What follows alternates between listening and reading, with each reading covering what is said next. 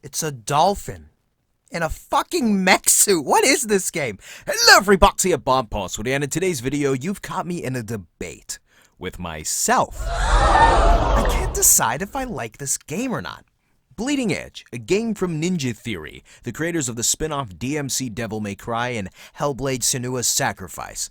Have you guys played those games? Because I haven't. Comes a fast and frenetic 4v4 online team brawler. And no, it is not Overwatch 2.0, so stop calling it that. Bad! Bleeding Edge, a game with a rich backstory and no campaign.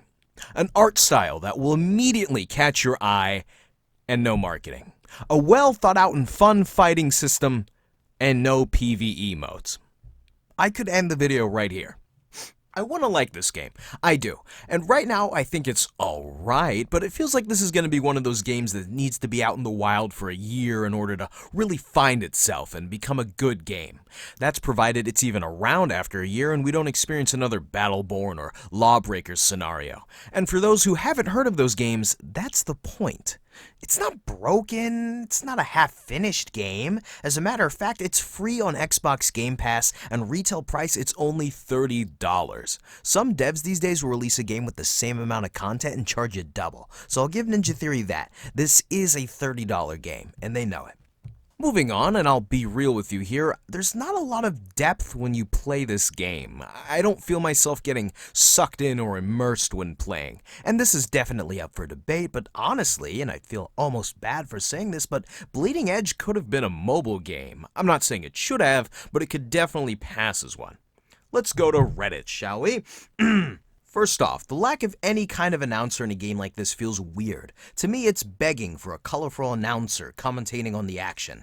Some people have suggested Jack Black, not a bad choice. Second is the in-battle music. It's almost non-existent.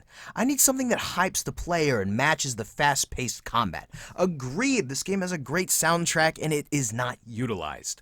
Furthermore, I think this game is way too team-based. It has a very long time to kill. Team up, cause chaos. That's their marketing mantra, and they're pushing this teamwork thing hard, yo. The issue is that the game is way too team-oriented. No person's individual skill matters in this game. If you are not a full team, then you will lose a team fight no matter how good you are or your remaining members are.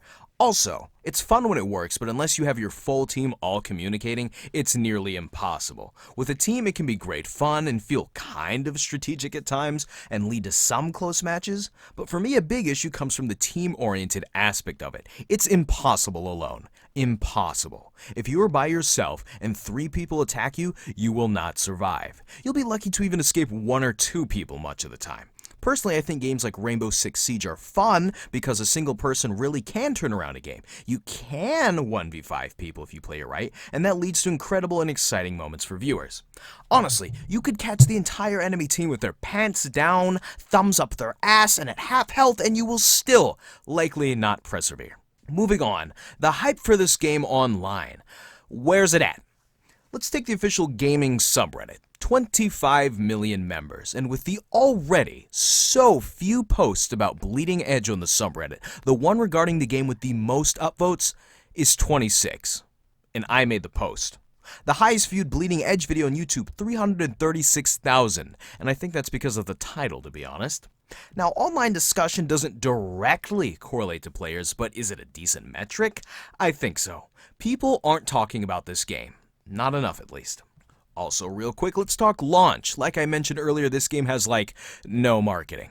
There is an upside, though, as it is being released at a time where the world is in quarantine and gaming services are seeing record numbers because of it, but that's also a plus side for these 2 games, which came out only 4 days before Bleeding Edge. Not too long of a time for players to get Doom and Animal Crossing out of their systems, just saying. And if Titanfall 2 has taught us anything, release dates are important.